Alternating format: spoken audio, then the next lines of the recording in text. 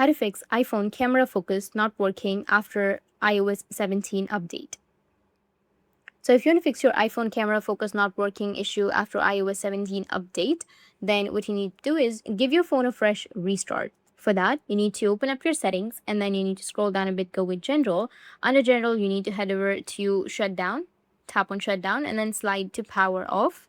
Once you turn off your phone, turn it back again and check whether your problem has been solved or not.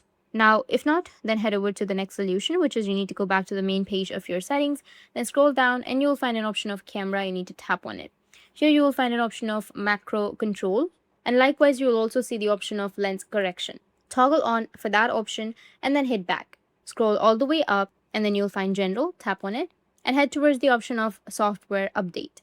If any updates are available for your device, then just simply go and update your phone software to the latest version, and likewise head back and then scroll down and you'll find the option of transfer reset iPhone.